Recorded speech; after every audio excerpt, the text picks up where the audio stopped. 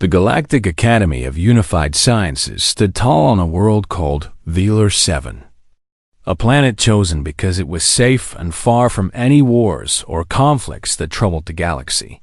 The Academy had welcomed students from over 300 different alien species for nearly 1,000 years, and its beautiful crystal towers rose high above the green forests that covered most of the planet. This was a place of learning, a place where young beings from across the stars came to study science and history and art, to make friends with creatures who looked nothing like themselves, and to prepare for futures that would take them to distant corners of the universe. When the Academy announced that it would accept its first human exchange student, most of the staff and students treated it as a small curiosity and nothing more. Humans were newcomers to the galactic community, having only discovered faster than light travel about 40 years before. Their planet was small and their lifespans were short, and their physical abilities were nothing special compared to many other species. They were not particularly strong like the Cathari, who could lift 10 times their own weight. They were not particularly fast like the Valorians, who could run at speeds that would make them blurred to most eyes. They could not see in the dark like the Morians, or breathe underwater like the Thessians, or survive in the vacuum of space like the crystalline Vartai. By most measures, humans were average at best, and the Academy had seen many average species come through its halls over the centuries. Kira Chen arrived on a transport ship on the first day of the autumn semester. She was 17 years old by Earth counting, which made her roughly equivalent in age to the other first-year students at the Academy. She was small in frame, with dark hair that she kept tied back in a simple ponytail, and she had brown eyes that the Valorian admissions officer found strangely difficult to read.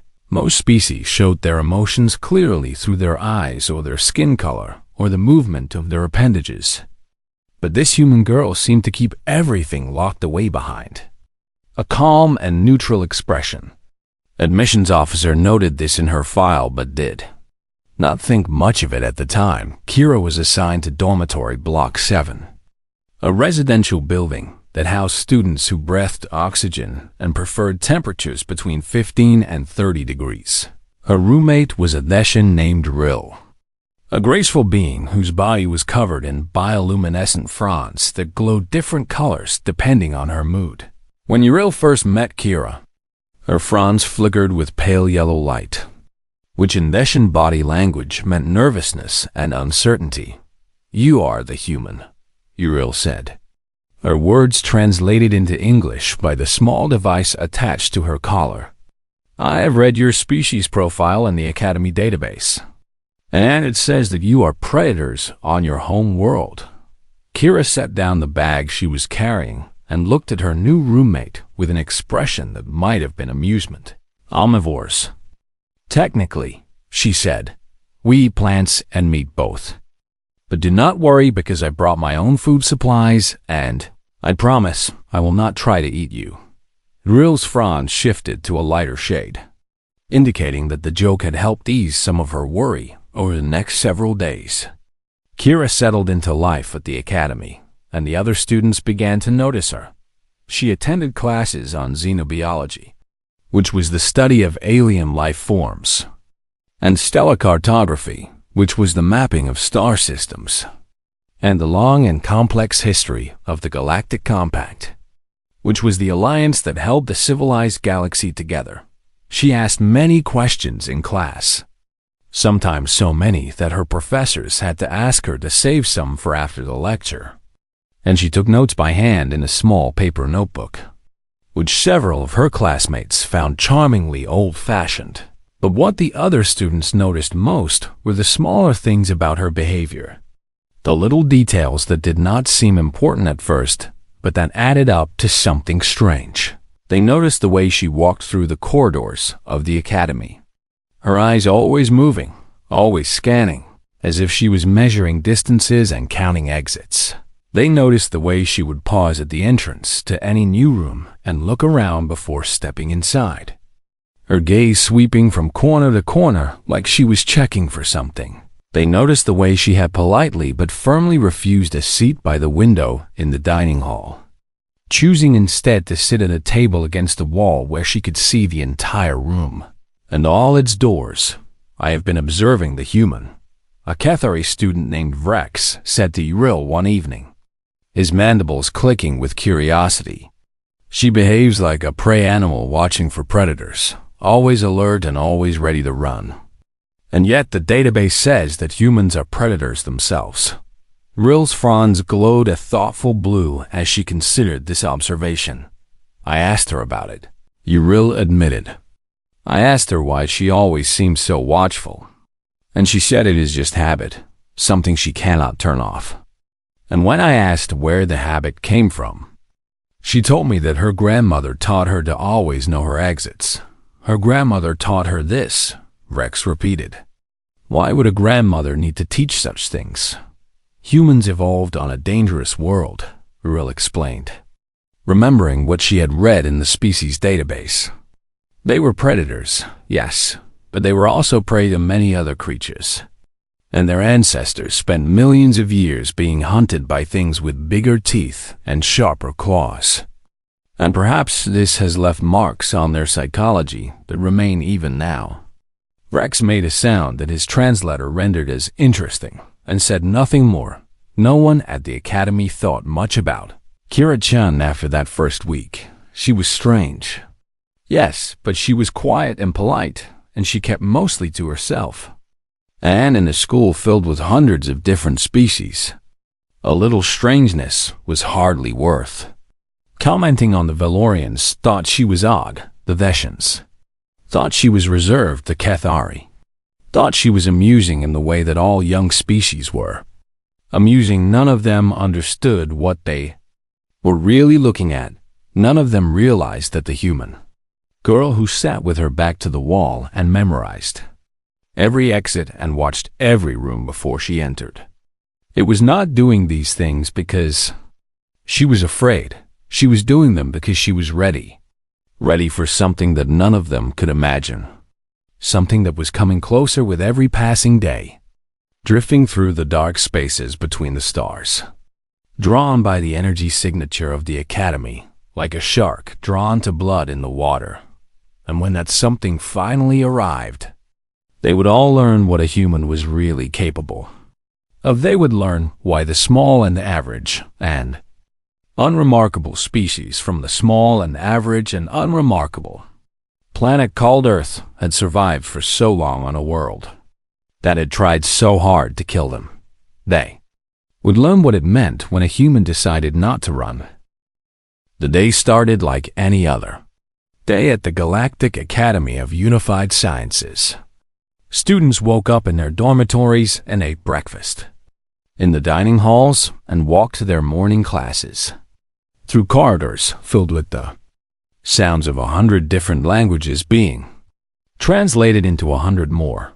The twin suns of Vilar 7 rose in the east and cast long shadows across the crystal towers, and the automated weather systems promised clear skies and mild temperatures for the rest of the afternoon. Kira-chan was in the library when everything changed. She had found a quiet corner on the third floor where she could study for her xenobiology examination, and she was reading about the different ways that alien species had evolved to survive on their homeworlds. The Cathari had developed hard shells and powerful limbs to fight off predators. The Veshans had developed the ability to change color and blend into their surroundings. The Verti had evolved to feed on radiation and could survive in places where nothing else could live. Humans, the textbook said, had developed large brains and the ability to work together in groups, which had allowed them to overcome their physical limitations through tool use and cooperation. Kira found this description amusing because it made humanity sound so simple and harmless, like a species that had won the evolutionary lottery through nothing but cleverness and teamwork. The textbook did not mention the wars or the famines or the plagues that had nearly wiped humanity out a dozen times over. It did not mention the predators that had hunted human ancestors across the African plains, or the ice ages that had frozen the planet, or the asteroids that had nearly ended all life on Earth. It did not mention that humans had survived all of these things, not just because they were clever, but because they refused to give up. Because something deep in their DNA made them fight, even when fighting seemed hopeless. The textbook did not understand what humans really were. Neither did anyone else at the Academy at precisely 14 hours and 32 minutes local time. A sound echoed through the eastern wing of the Academy. It was not a normal sound. It was deep and low, a vibration that seemed to come from everywhere and nowhere at once. And it made the walls shake and the lights flicker and the students freeze in their seats with fear they could not explain. Kira felt it in her chest like a second heartbeat. And something old and primal woke up in the back of her mind. Something that whispered danger in a voice that needed no translation. Then the screaming started. In a chemistry classroom on the ground floor of the Eastern Wing, Professor Thelvax was in the middle of explaining the properties of reactive compounds when the wall behind him exploded inward. The Morian professor, whose species communicated through changes in skin color as much as through sound, turned a shade of gray that none of his students had ever seen before. His skin was saying something that their translators could not process. An emotion so old and so deep that it had no word in any modern language. Fear. Pure and absolute fear. What came through the wall was not something that belonged in any database the Academy maintained. It was massive, standing 3 meters tall at what might have been called its shoulder, and its body seemed to shift and flow between solid and liquid states, as if it could not decide what form it wanted. To take parts of it looked like an insect with many legs, and parts of it looked like a reptile with scales that gleamed like oil on water, and parts of it looked like nothing that had ever existed in the natural universe, where its limbs touched the floor. The stone turned black and cracked, as if it was being drained of something essential, where its eyeless head turned.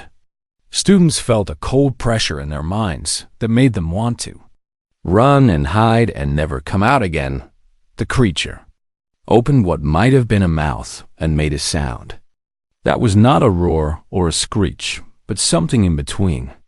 A noise that seemed to bypass the ears and go straight into the brain. Then it moved. Professor Thelvax tried to say something about lockdown protocols, but he never finished his sentence. The creature was too fast. The Academy's security systems activated automatically when the first alarm was triggered. Force barriers snapped into place across doorways and corridors. Walls of energy designed to contain fires and seal off sections during emergencies. The creature walked through them as if they were not there, as if the force barriers were nothing but morning mist that it could brush aside without effort. Emergency broadcasts began playing over the intercom system in every language the Academy knew, telling students to evacuate to the nearest shelter and wait for security forces to arrive. But the shelters were not built to stop something like this. Nothing was built to stop something like this. In the library on the 3rd floor, Kira heard the alarms and felt the vibrations, and watched as the other students began to panic. Adeshan ran past her table so fast that he knocked her xenobiology textbook to the floor. A group of Valorians scattered toward the emergency exits, their chitinous legs clicking against the floor in a rhythm of pure terror. A trio of Cathari students used the ceiling rails designed for their species to move overhead, their mandibles clicking with distress calls that their translators could not keep up with. Everyone was running. Everyone was fleeing toward the exits, toward safety, toward anywhere that was not here. Kira did not run. She stood up slowly and listened to the sounds coming from the east. She could hear the crashing of walls being torn apart. She could hear the screaming of students who had not been fast enough to escape. She could hear that deep thrumming vibration getting closer and closer, and she thought about the layout of the Eastern Wing, which she had memorized on her first day at the academy. She thought about the remedial language class that met on the ground floor every afternoon. A class filled with younger students who were still learning to use their translators. She thought about the security response time she had overheard two staff members discussing last week. How it took 12 minutes for a full tactical team to mobilize from the orbital station and reach the surface. 12 minutes was a very long time when something was hunting you. 12 minutes was long enough for a lot of people to die. Kira picked up her bag and set her textbook carefully on the table. Then she turned and walked away from the exits, away from safety, away from everything that her survival instinct should have been telling her to do. She walked toward the screaming. She walked toward the danger. She walked toward the monster because someone had to. The corridor was filled with chaos and fear and the sound of running feet. Students of every shape and size and species pushed past each other in their desperate rush to escape, their translators buzzing with fragments of panic in a dozen different languages. A Valorian stumbled and fell and was nearly trampled before a Kethari grabbed him with two of its powerful arms and dragged him back to his feet. A Deshan mother was screaming into her communication device, trying to reach her child, who was somewhere in the Eastern Wing. A Morian professor stood frozen against a wall, his skin cycling through colors so fast that it looked like he was glitching, his mind unable to process what was happening. Kira moved through all of this like a stone in a river, letting the flood of fleeing bodies flow around her as she walked in the opposite direction. Her heart was pounding hard against her ribs, beating so fast that she could feel it in her throat. But she kept her breathing slow, and even in through the nose, out through the mouth, counting each breath like her grandmother had taught her when she was a little girl afraid of the dark. Fear is just adrenaline, her grandmother had said, and adrenaline is just a chemical. And chemicals are just tools that your body gives you to help you survive.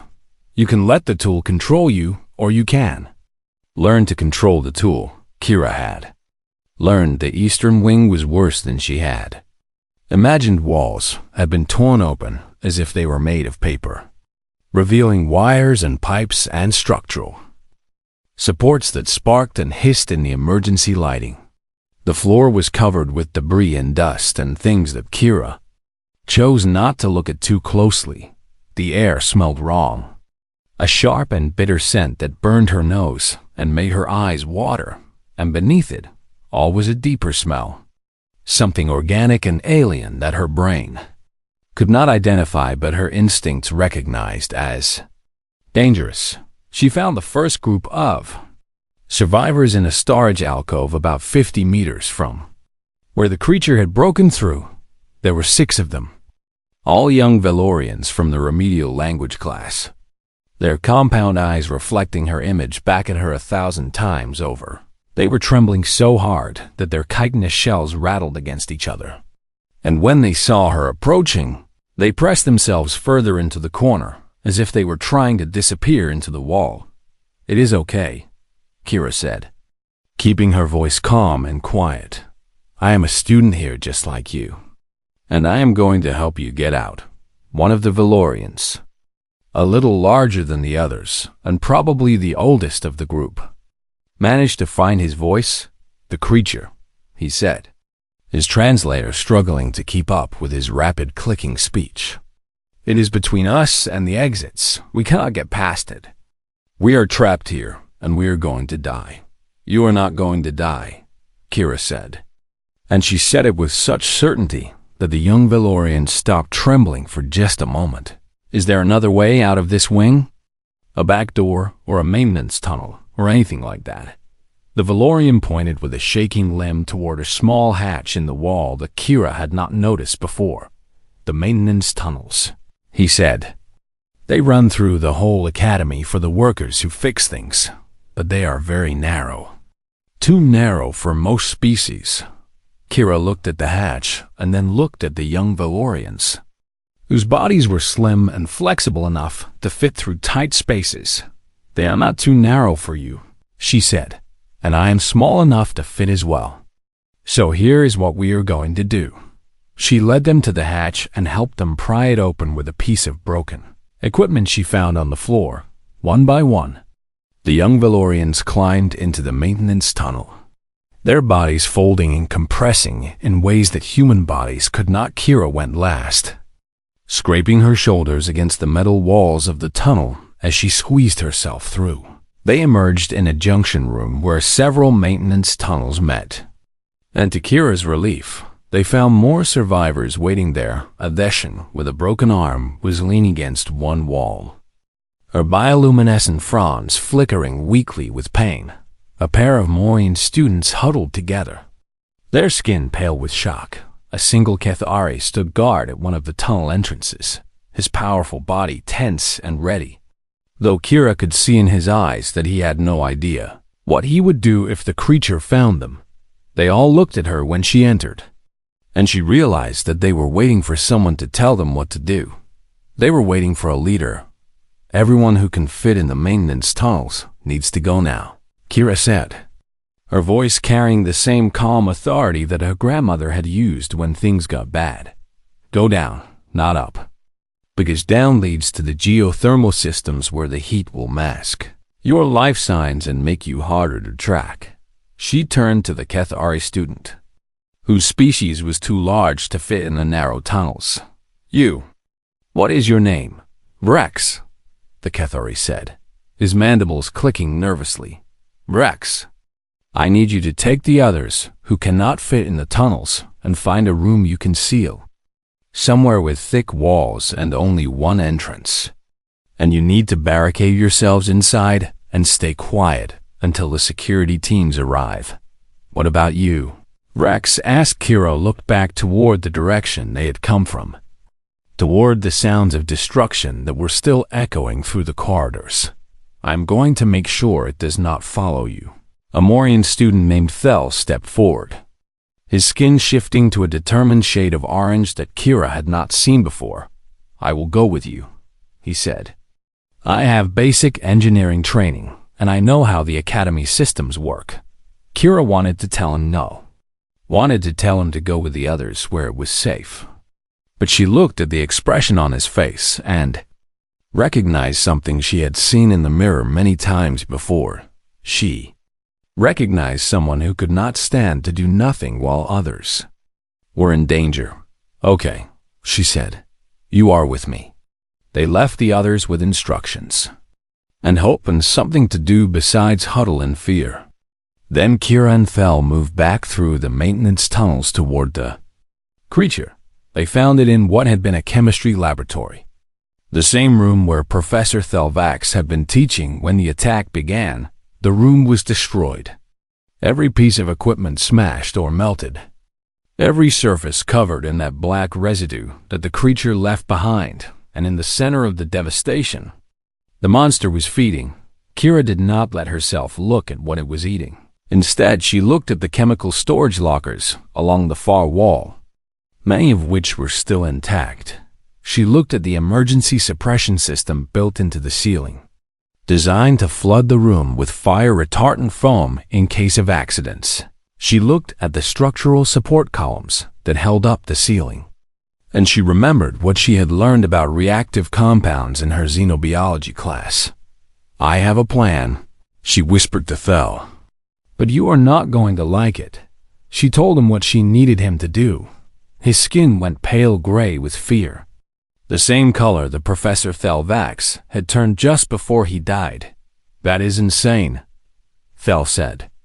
That is suicide. No, Kira said, and she smiled a small, fierce smile that Thel would remember for the rest of his life. That is a calculated risk, and where I come from, we take calculated risks all the time. She did not wait for him to argue. She grabbed a canister from the chemical storage, something with warning labels in 6 different languages. and she threw it at the creature with all the strength her small human body could manage. The canister hit the monster's side and ruptured, and whatever was inside began to react with the creature's strange shifting flesh. The monster screamed, a sound that seemed to tear at the fabric of reality itself, and it turned toward the source of its pain.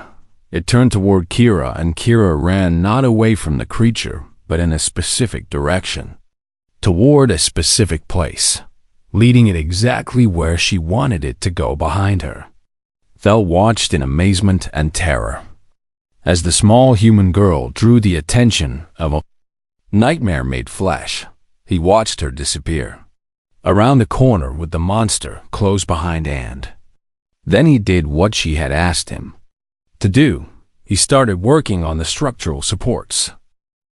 Kira ran through the corridors of the academy with the creature close behind her, and every step felt like it might be her last. Her lungs burned with each breath she took, and her legs ached with a deep pain that told her she was pushing her body past its limits. And blood ran down her face from a cut on her forehead where a piece of debris had struck her. But she did not stop. She could not stop. The creature was fast, faster than anything that size had any right to be.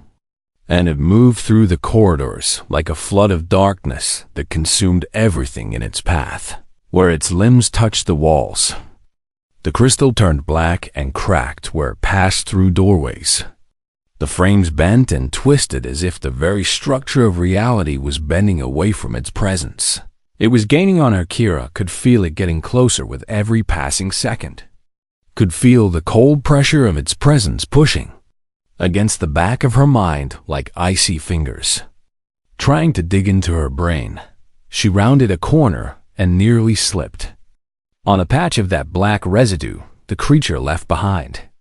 Her hand shot out and caught the wall, and the impact sent a shock of pain up her arm that made her gasp, "Keep moving." She told herself in a voice that sounded like her grandmother, "Do not think about the pain. Do not think about the fear. Just keep moving." She had led the creature through most of the eastern wing now, away from the maintenance tunnels where the survivors were hiding, away from the junction room where Rex and the others were, barricading themselves inside a storage closet. Every meter she ran was another meter between the monster and its potential victims. Every second she kept it chasing her was another second for the security teams to get closer. She just had to hold on a little longer, just a little longer.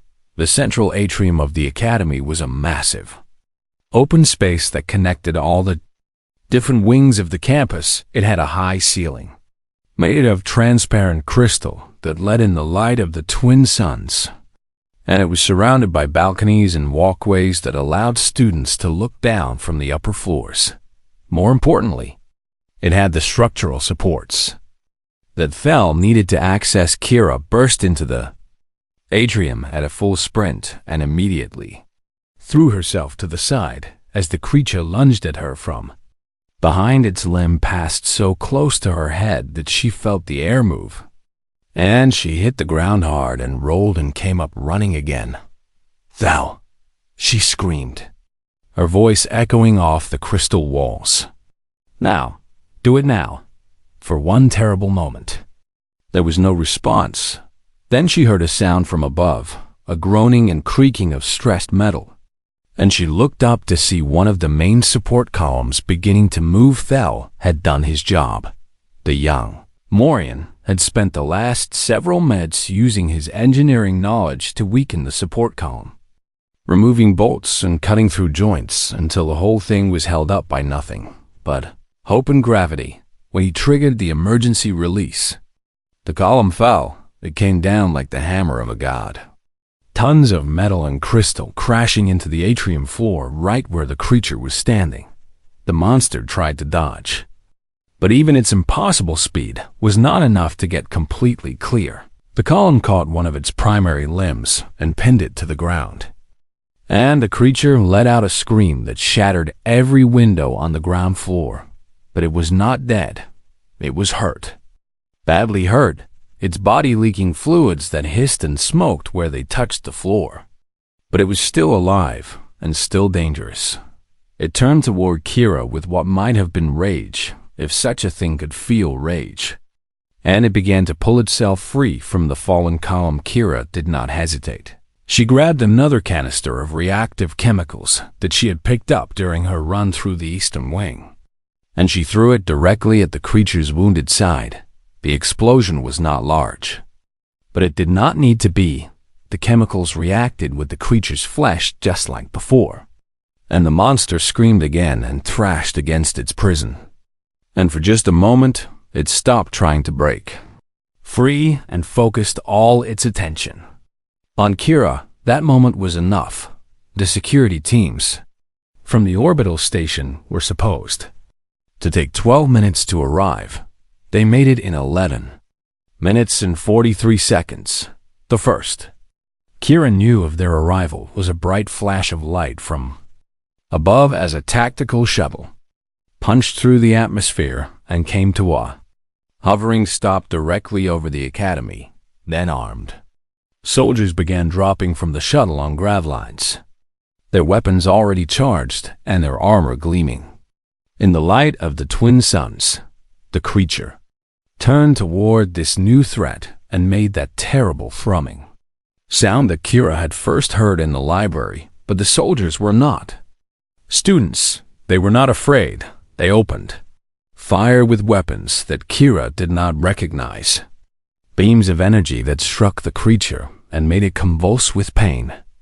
And within seconds, the monster that had terrorized the academy was down and motionless. Kira watched all of this from where she had collapsed against a wall, her body finally giving in to the exhaustion and pain she had been ignoring for the past 10 minutes.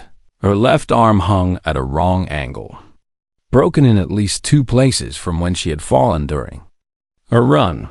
Her hands and forearms were covered in burns from the reactive chemicals she had been throwing. Her face was pale and her breathing was shallow, and she was fairly sure she had cracked at least one rib when she hit the ground. But she was alive, and more importantly, the students she had saved were alive. The tactical team leader approached her after the creature had been secured. He was a Kethari, tall and powerful, with the bearing of someone who had seen many battles and survived them all. He looked down at the small human girl sitting against the wall. This creature, who was half his size and a fraction of his strength. And something in his posture shifted. "You did this?" he asked, gesturing at the fallen creature with one of his arms. Kira nodded weakly. "I slowed it down," she said, her voice rough and tired. "I could not kill it because I am not strong enough, but I could make it chase me instead of the others, and it is not very smart. It just goes after whatever is making the most noise. So I made a lot of noise." The team leader stared at her for a long moment. "There are students in the geothermal sublevel," Kira continued, forcing herself to focus despite the darkness creeping at the edges of her vision. "And more in a storage closet somewhere in the eastern wing. And I think one of the Valorians was hurt when the ceiling came down. So you should send medical teams." She told him all of this because it was important, because people were still in danger, because she could rest later after she knew everyone was safe. The team leader relayed her information to his subordinates, and Kira watched as soldiers began spreading out through the academy to find and rescue the survivors she had hidden. Only then did she allow herself to close her eyes. Only then did she let the darkness take her. The academy was quiet in the weeks that followed the attack. Classes were suspended while repair crews worked to rebuild the eastern wing. And counselors from a dozen different worlds arrived to help students process what they had experienced. The creature, which the xenobiologists eventually identified as a void spawn, was taken away to a secure research facility where scientists would spend years trying to understand what it was and where it had come from. But the students did not care about the creature anymore. They cared about the human girl who had saved them. Kira-chun woke up in the medical bay 3 days after the attack. her broken arm wrapped in a regeneration sleeve, and her burns covered with healing patches that made her skin itch. The first face she saw when she opened her eyes was Uriel, her Leshan roommate, whose bioluminescent fronds were glowing a soft shade of blue that Kira had learned meant deep affection. "You are awake," Uriel said, and her voice cracked with emotion that her translator struggled to convey. "I was so worried. We were all so worried. The doctor said you pushed your body past its limits and that most species would have died from the stress alone." Kira tried to sit up and immediately regretted it when pain lanced through her chest from her cracked ribs. "The students?" she asked, because that was the only thing that mattered. "The ones in the tunnels and the storage closet. Are they okay?" Uriel's fronds brightened with a warm glow. "They are all safe," she said. "Every single one of them, thanks to you. And they have been asking about you every day, wanting to know when they can come and thank you." Kira closed her eyes and let out a breath she had not realized she was holding. They were safe. That was all that mattered in the days that followed. Kira became something of a legend at the academy, though she did everything she could to avoid the attention. She attended her makeup classes and did her homework and politely declined the interview requests from the various galactic media outlets who wanted to tell her story. She did not want to be famous. She did not want to be a hero. She had just done what needed to be done, what anyone would have done in her place. But the other students saw things differently. They looked at her with something that might have been awe or fear or both. And they whispered to each other when she passed in the corridors. And some of them even changed direction to avoid walking too close to her. It was Uriel who finally asked the question that everyone wanted answered.